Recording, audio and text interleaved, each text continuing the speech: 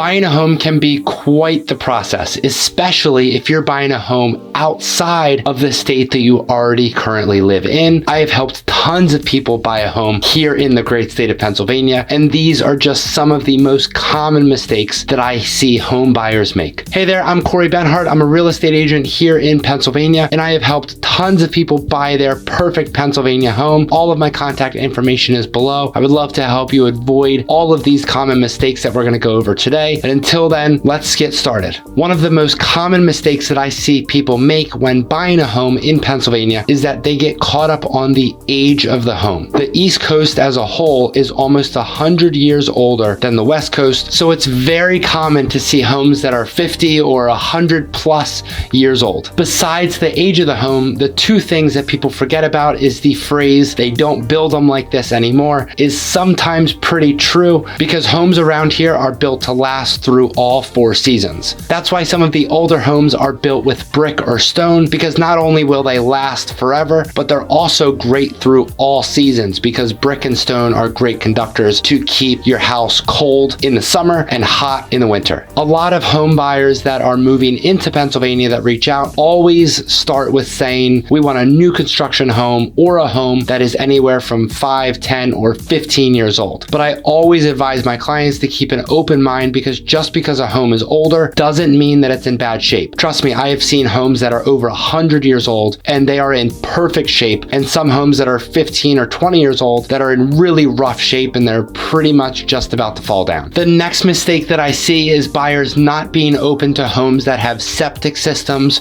or wells on their property. It really depends on the specific location in Pennsylvania, but overall, there's really not that many places that have septic and well systems, except if you're looking for a property that has many acres and it's not in a neighborhood or close to a town that has public water and public sewer. I understand why some people are very against private water and sewer systems, because if one of those fail, it can be a very expensive mess. I always suggest that if you're buying a home that has a septic or well system, that you should always get a well and septic inspection before you buy the home. The inspection would tell you the age of the system, the condition that it's in, and when it was last serviced. If you don't want to live in the middle of nowhere or in a home that has tons of acres surrounding it, you most likely won't have to worry about these systems because most residential neighborhoods have public water and public sewer available. Another mistake that we have to talk about is buyers that are not choosing a full-time trusted real estate agent that knows the ins and outs of the area that you're looking to buy your home in. I have heard horror stories about buyers that are choosing their agent just by selecting the contact an agent button on some of those third-party home search websites, or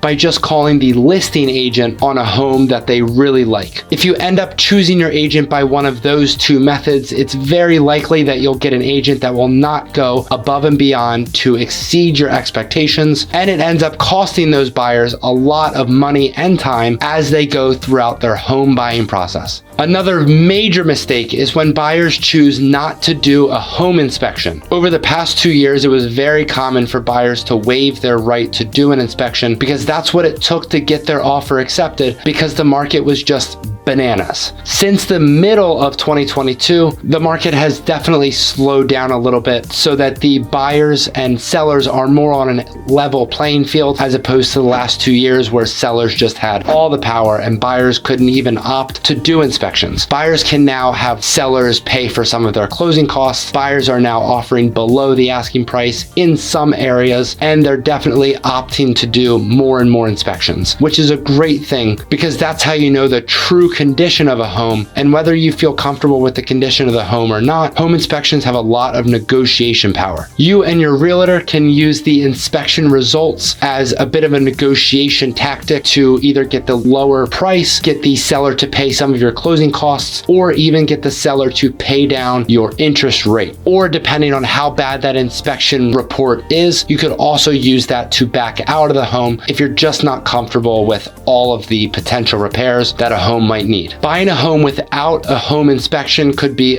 very, very risky because although a home might look like it's in great shape, you never really truly know until you get a home inspection. The next mistake that I see is not having specific criteria set before searching for a home. Some of my clients who are moving to Pennsylvania from out of state search online and see some amazing homes that they absolutely fall in love with without knowing anything about the area that the homes are in. If you need to live in close proximity to a specific location, such as a work, or maybe you have other friends or family already located in Pennsylvania, then the overall location that you need to buy a home in is pretty specific for you. But if you're a fully remote work from home employee who can work from pretty much wherever they want, I highly recommend to select a couple of towns or counties in the state that you like best, and then we can focus on finding the perfect house for you in one of those areas. That's what this channel is all about, trying to help you find the perfect location in Pennsylvania for you to move to and for you to purchase your home in. I have made tons of videos about some of the best towns and counties in Pennsylvania, so check out some of those after you finish this video or contact me personally and I can help you narrow down some of the best locations for you depending on your personal preferences. But on the other hand, I see another mistake is being just too specific on their home criteria and the specific location that you want to live in. If you're moving to Pennsylvania and haven't had a chance to come and visit yet, I always recommend my clients to take a couple days, come and visit, because maybe one town seems amazing online, but you truly don't know if the area is best for you until you come and truly get a better sense of the area and how it fits for you and what you're looking for. If you're moving to Pennsylvania, I would love to help you find your perfect Pennsylvania home. All of my contact information is down in the description below. I would love to hear from you, but in the meantime, I will see you over on this next video where we go over the pros and cons